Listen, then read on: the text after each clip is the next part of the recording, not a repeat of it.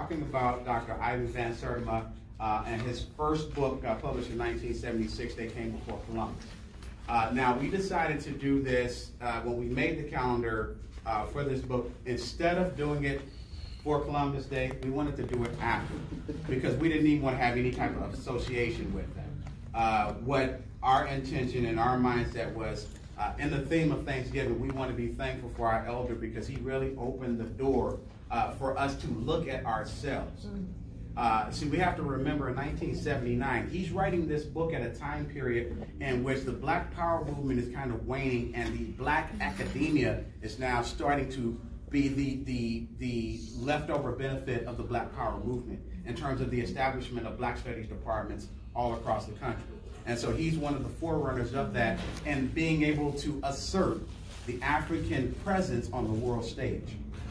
If you don't believe a single fact in this book, the most important thing he did for us was to teach us that we deserve to be on the world stage, and it's up to us to find the artifacts, to find our history, to find ourselves so that we can then reassert ourselves as a position of not necessarily of dominance, which is what is true, but an equal footing on the world stage in terms of respect as our stories are told. Because unfortunately, the way that standard education presents us, again, early elementary all the way up until junior high, you get a paragraph about slavery, a paragraph about the civil rights movement, and that's all. That's the only time we existed. True. And so he blew the doors off of that small sample size of our experience by expanding backwards and not just reaching into the history of pre-Columbia America, but also reaching back into our own history. So after he wrote this book in 1976, it was heavily criticized. And we talk about that in the notes a little bit, the criticisms that he faced that he had to deal with, because keep in mind, as classic of this book, he wrote a bestseller while he was still in graduate school. He hadn't even gotten his PhD yet, and he was doing this work. And so, of course, in the course of him crafting this first version, there are going to be some things that we can expound upon better, some theories that we might have to tweak a little bit. But that's the human nature of science in and of itself. And so when we make a theory, we have to test that theory. And when we test that theory and some things are not 100%, then we reevaluate and we update that theory. See, the greatest contribution that Dr. Van Sertima gave us was the idea that we can make this assertion, that we have the power to have a theory. See, for many years, we had to emulate someone else's ideology. We had to emulate someone else's theory. And so for him to say, wait a minute, I'm not saying that Africans discovered America. I'm saying we got here before y'all did. Those two things are not mutually exclusive. Because he found it insulting, just as Native Americans found it insulting. How are we talking about discovering anything when people are already there? That's a very simple concept. If I see you, when I walk into this room, I could not have gotten here first. That's just a very simple fact. And so he didn't write this book, they came before Native Americans. No, he just said they came before Columbus. And in fact, he tries to lend credibility, or he helps to explain how Columbus got here. Because in this book, he breaks down that there are two major currents, the Canary Current and what they call the Guinea Current. And each of these currents, again, it has been proven scientifically.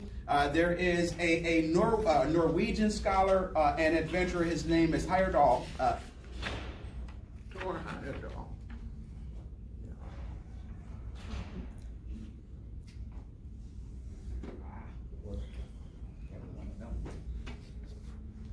Engineers across the world, out of Chad, he eventually worked with some engineers out of Morocco. He worked with the Mexican scholars. His boat was the United Nations. And he did that intentionally because he wanted to show that if we're discussing the fact that the Native American population consisted of a diverse interaction of cultures, they interacted with Africans, they interacted with all types of people, he wanted to demonstrate that his crew could do the same thing. And so they crafted a boat out of papyrus, just to prove Dr. Van Sertima's idea that in ancient Kemet it was possible to sail all the way from ancient Kemet all the way to America. And he did this by using the same materials that the ancient Kemetans used. And when I say those that may not be familiar, when we say ancient Kemet, we're talking about ancient Egypt. It's just what they call themselves. Egyptos is a Greek term. So I prefer to refer to them as they refer to themselves in Kemet, or black land. Okay, and so when we use that word, that's what we're referring to. And so they, nothing but the boat and oars. And the oars broke. So they literally just sat in the boat, doing nothing, and rode the current out. And this was the whole idea and the whole point that Dr. Van Sertima was trying to assert. You guys are thinking it's so impossible, and they're trying to tell us it's so impossible to get to America from the west coast of Africa, when all you got to do is just build a boat that's waterproof and ride it out. And so the first boat ended up breaking down because Heyerdahl and his group, they neglected to pay attention to one piece, which was a brace that would actually keep the front end of the boat up, keep it from dipping down, so they kept taking on water. And so when they corrected that error in Rod 2, they sailed, but it is actually very simple for us to be able to craft boats that are waterproof and strong enough to make it off the west coast of Africa directly to America. Now, if that's impossible to conceive of, you got to think about all of us is transported over the same current. Why do you think they stopped in Barbados as opposed to stopping in Georgia or stopping in Boston? It's easier because they just rolled the current out. And so Dr. Van Sertima is taking this information that has been given to us in one way and just simply asserting the fact that we have the ability, and not only that, the responsibility to take this information and allow it to give us the strength and to give us the confidence to pursue these academic pursuits just as much as anyone else. And so in making some of his assertions, he essentially looked at two time periods, or two incursions. And so doing, as Dr. Van Sertima asserts, this was the opportunity for which individuals like Columbus, see, a lot of people don't know Columbus spent time in Africa. It's not talked about. But he spent time in Africa learning some of these trade routes, including the Canary Current. So it's no mystery. See, people always talk about this idea, him coming up with this concept of sailing west to get east. How would he know he was going to get there? Unless he had already heard it from someone else that these currents exist that will take you right on west. Melanated folks. And so, again, this westernized version of history that we get will cut out anything that takes away from themselves being in a dominant position. And so we have to understand that when we're sending our kids to school, that what they are learning is how to be better served, or really, in some cases, better servants. If we are not implying, or if we are not correcting the history that they're getting, or we're not supplementing the history that they're getting. And that's what made Dr. Van Sertima so special. And that's what made him so hated. And that's what made him the scorn of the academic world. Because he had the academic credentials. He was a PhD like they were. He went to Rutgers like they did. He had the scholarship, but he also had the field experience. And in addition to writing this book, he was writing dictionaries. He wrote a dictionary to the Swahili language. In other words, he had the linguistic backup to understand when he recognized certain words in Mexico, when he recognized certain words in the Caribbean. He was able to tie them back to that experience that of field work in West Africa. And so because he was able to make these connections, he's able to add into this book not just the archaeological evidence, but the linguistic evidence as well. Recognition of certain words like tobacco, where you can find an African correlation as well as a Caribbean correlation, as well as a correlation amongst the ancient native peoples. He talks about not only, and forgive me, for those that didn't get the chance to speak, I deeply apologize because I should have said this at the very beginning. We actually have our Queen Mother here that has actually gone on to some of the archaeological sites with Dr. Ivan Van Sertima. I got the chance to meet Dr. Van Sertima in 1999 at a conference and spend some time with him. But this sister has actually gone to look at, I have a small version of one of the old maquettes, but she's able to see the 16-foot tall version. Not 16 feet, not that one. That one is about 9 feet. Well, no, but I'm saying you saw all of them. I saw all of them. The tallest one is about 12 feet. So now, yeah, I saw that. Can you please share with us a little bit of your experience, and not just with Dr. Van Sertima, but what you saw in your trip to Mexico, and if you could grace us with some of that information. It was quite a remarkable trip, which I took in 1984, and it turned out to be Van Sertima's first actual trip to Mexico, and the only educational tour that he ever led. There were 4 of us, all black people, and 40. I said 4, and I meant 40. I had first heard him at UMSL when the students brought him there around 83, I think it was, when Priscilla Dowden and Michael Johnson were co-presidents of the Black Students Union. And I bought his book and had not read it. I thought it might be a tough slog, but it's not. He was a poet, and his book is extremely readable. But our group, in the day, we would go out to visit a site, starting in Mexico City. And in the evening, he would give us a lecture. And he told us what time the lecture would start. And the first day, I felt so grimy that I needed to take a shower, and I did. So I got downstairs at about 5 minutes after he had said his lecture would start.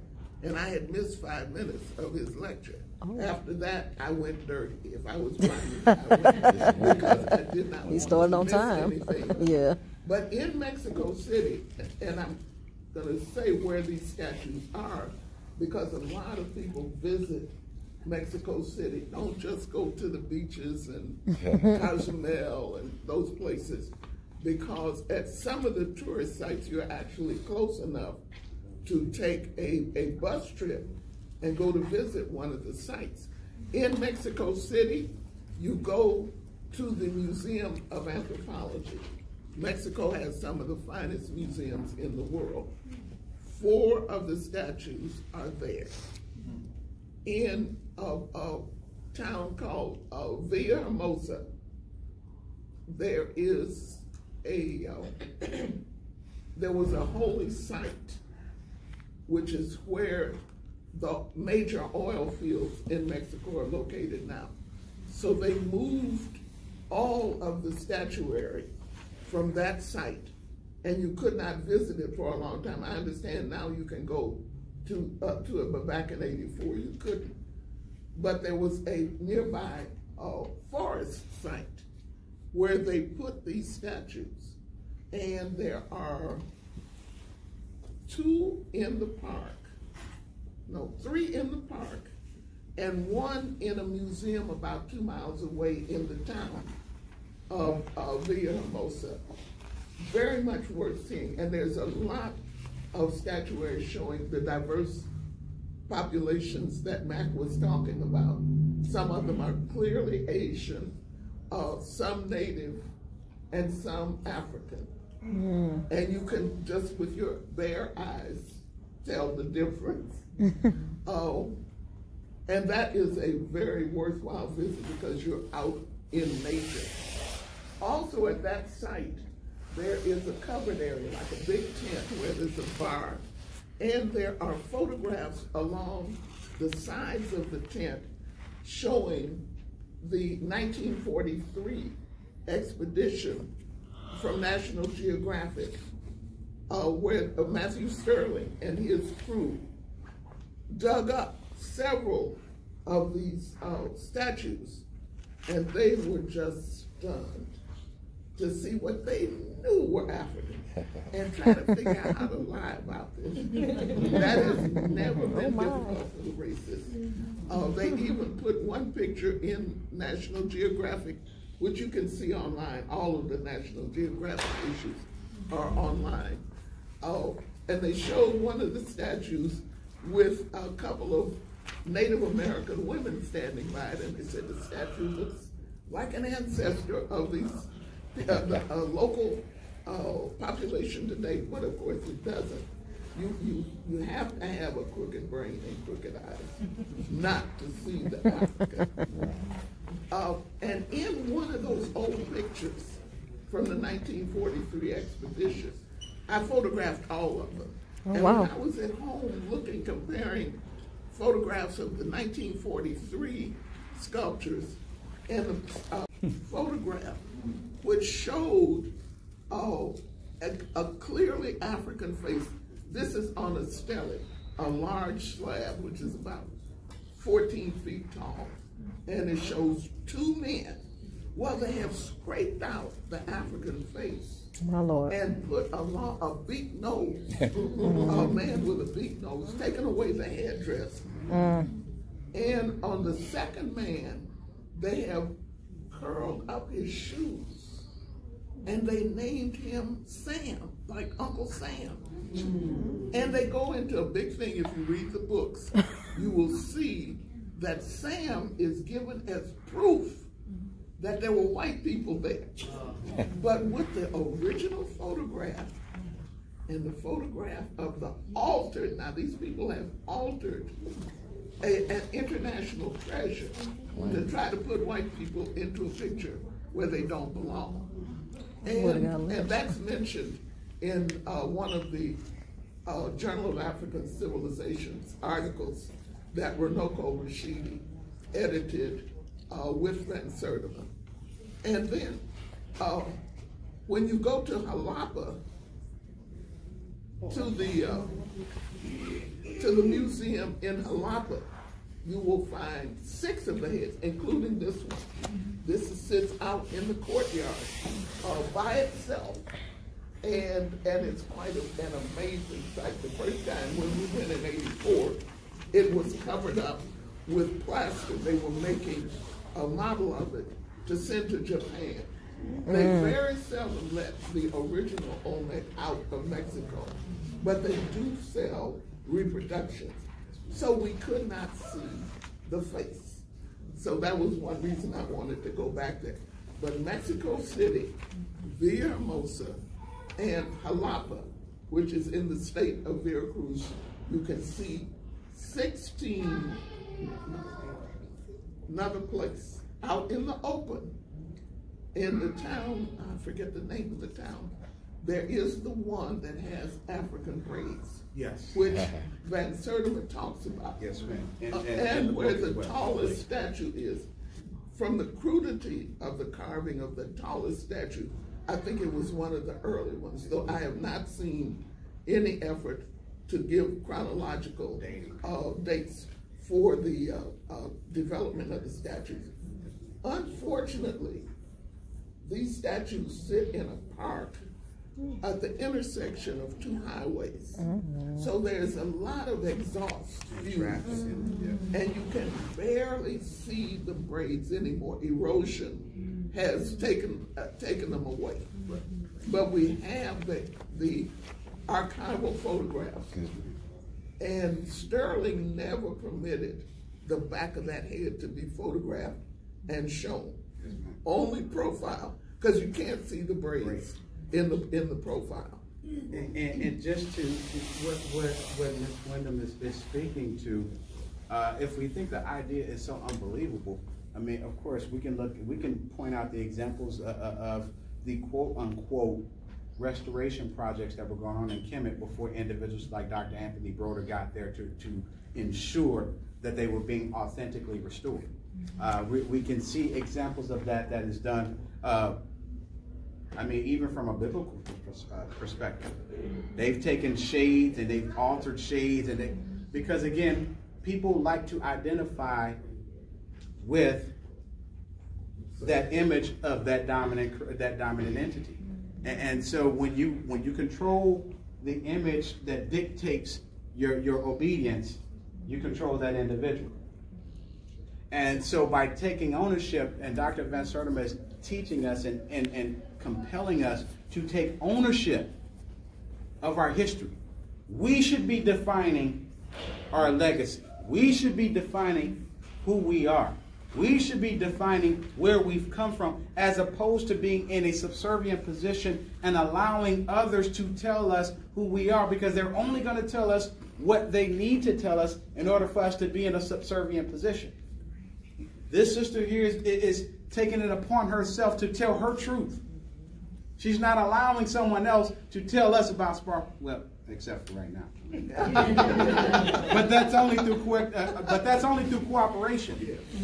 You know, and I cannot stress enough how appreciative that we are, that rather than it be us understand one simple thing.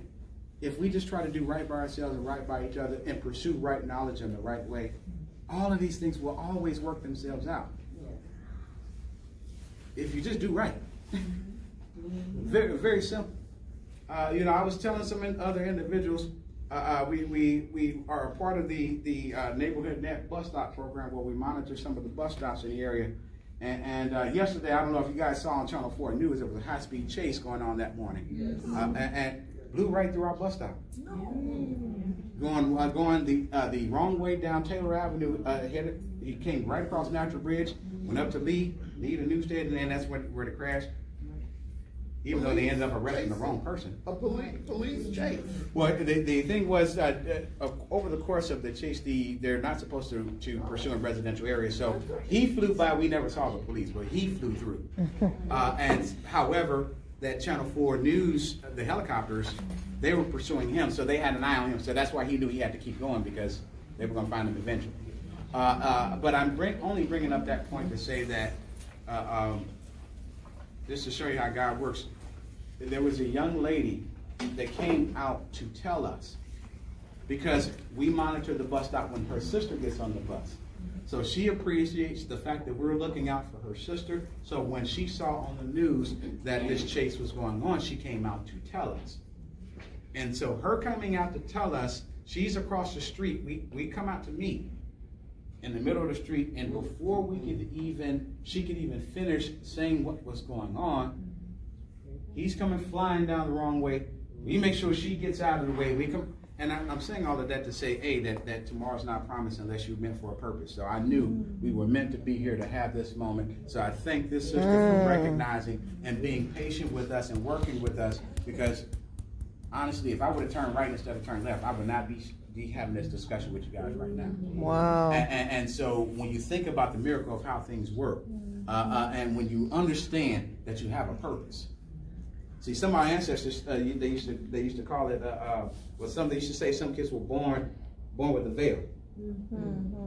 Nat Turner was born with a veil. And Harriet Tubman. And so you haven't seen it. Thank you. I was just about to see, and so these individuals had a gift of sight, a gift of vision, and for me, I've been blessed with the opportunity, and I'm not nowhere near trying to make a direct connection between any of our elders. Only that I believe that I was sent here to tell their story. And that's what a griot does.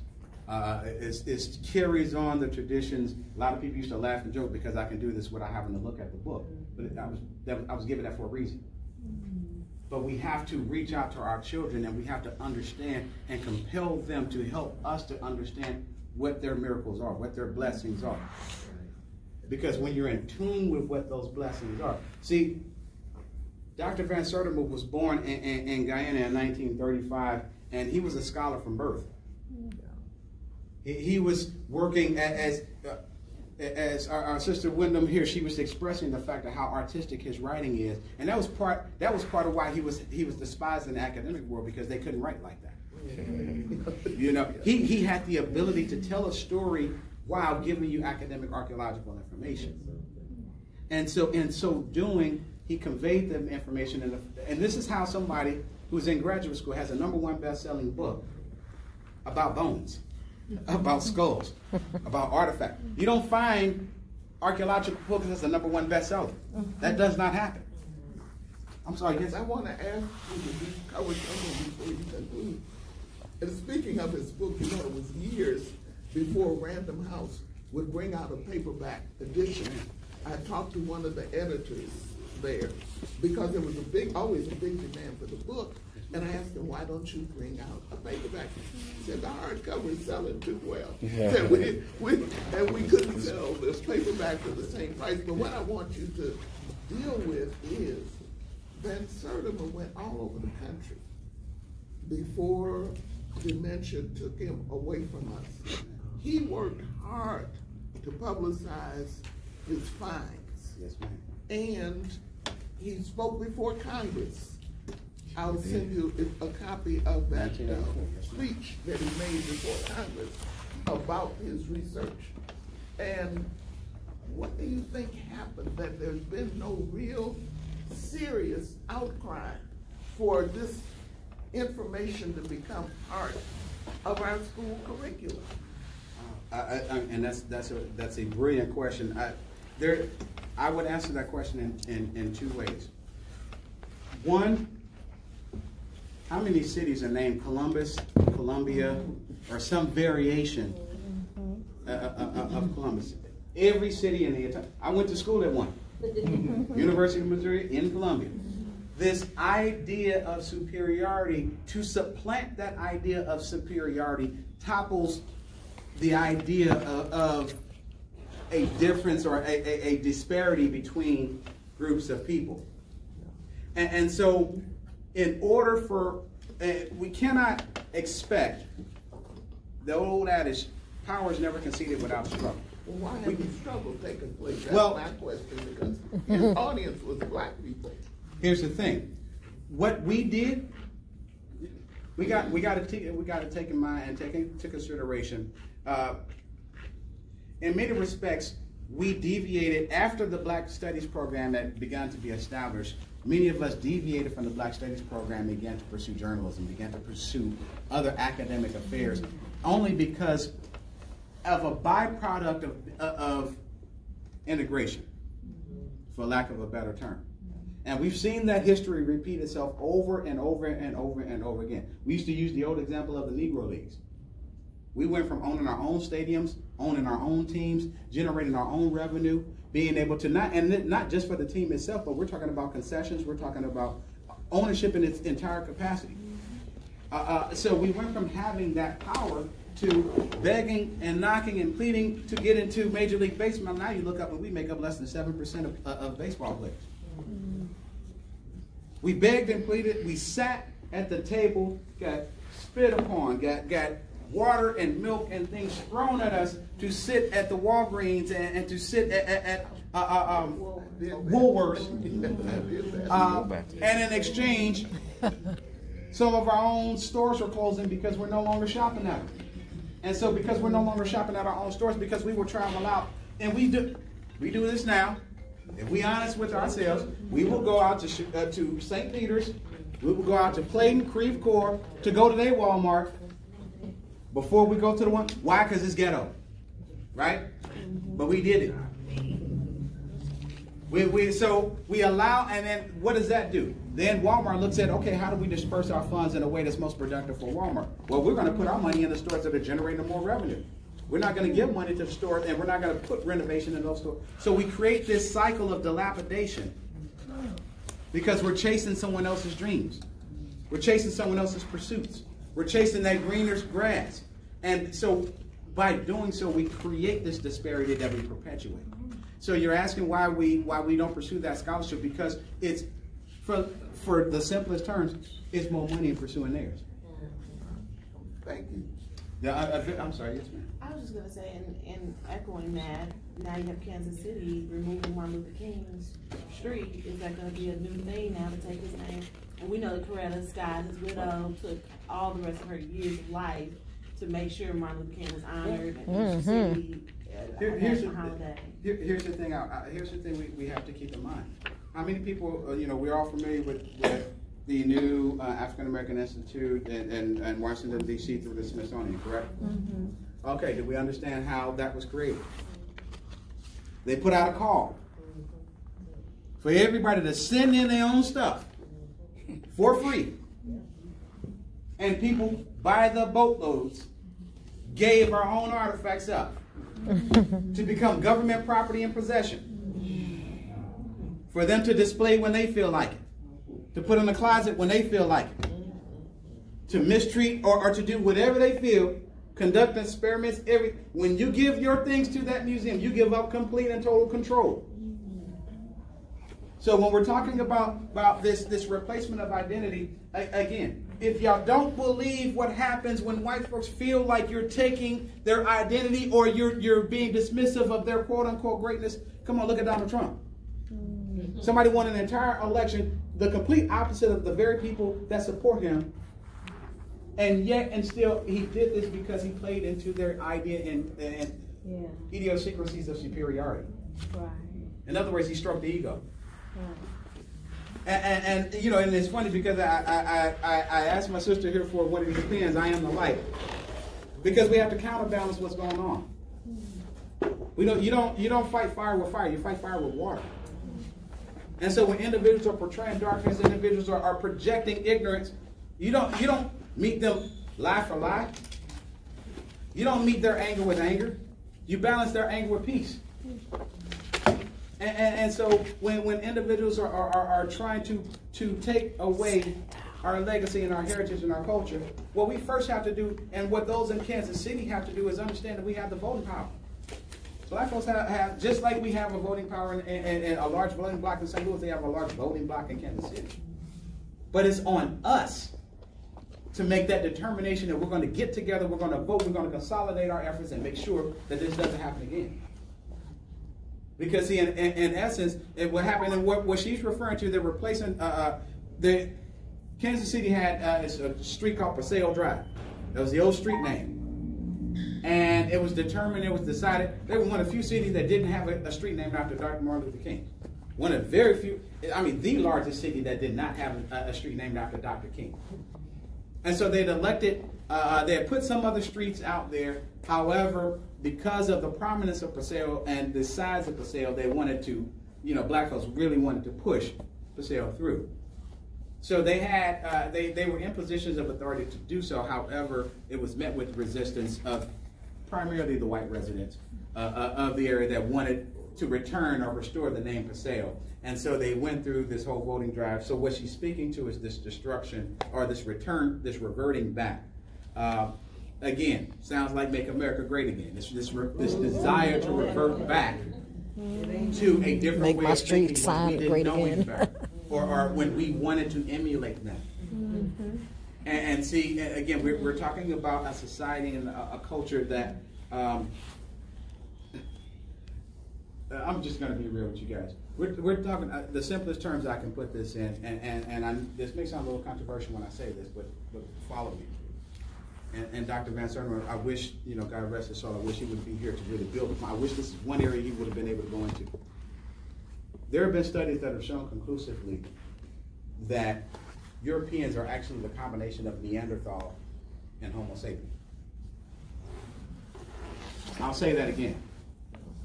Genetic studies have shown that the Neanderthal population did not die out. They married into the Homo sapiens that conquered the same space.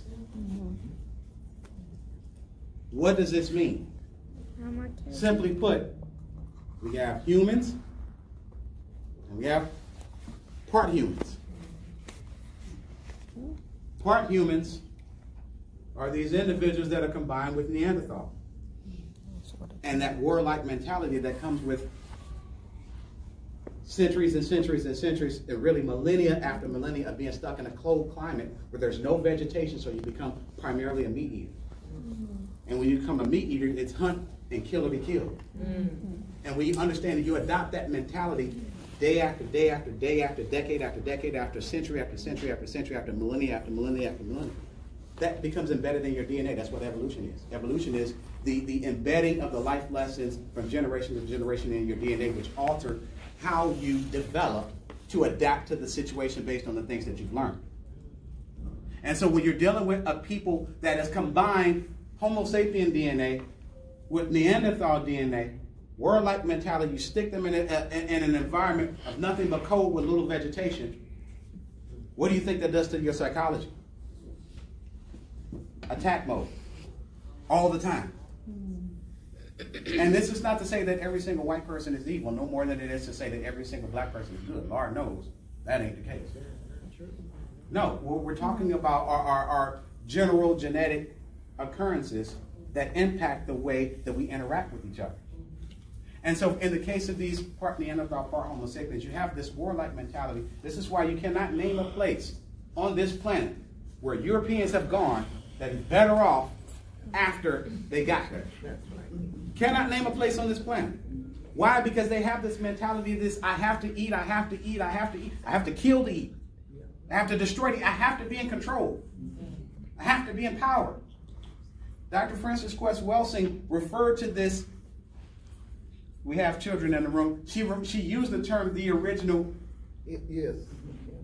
Thank you. The original. I was going to let my elder say it for me. Yes. I'll only give the initials. Thank you. But what she meant by that was a very basic implication.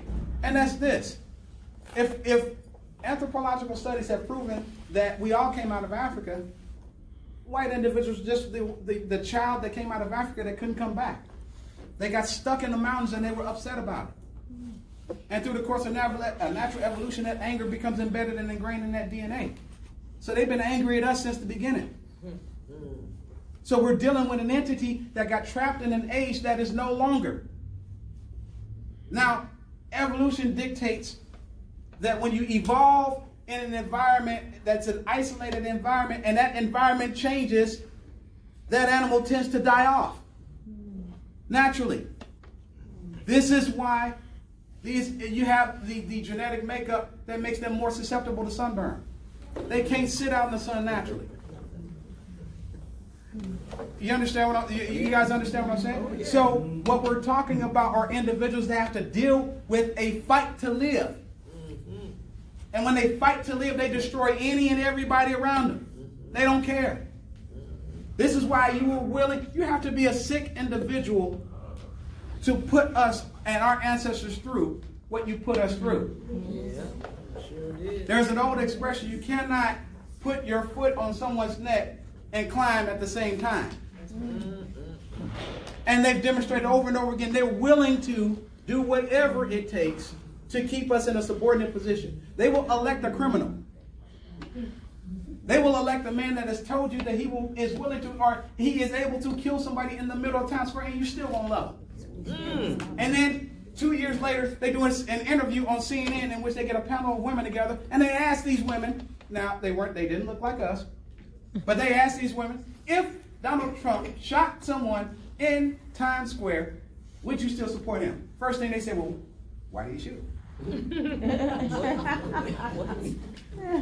So we're dealing with individuals that because you elected someone that spoke and stroked your ego, you cannot go against them. Because to go against them goes against yourself.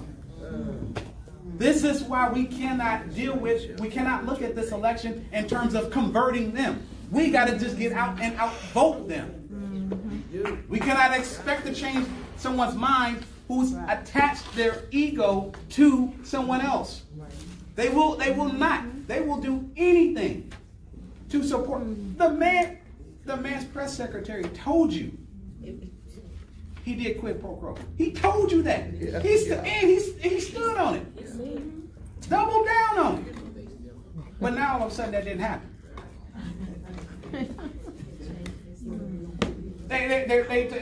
What they do is they keep throwing different defenses out just to see, okay, one of these is going to stick. Right. And whichever one stick, we're going to roll with it. As long as we can until it don't stick no more. And so we're dealing with people who are willing to do anything to justify their position of superiority.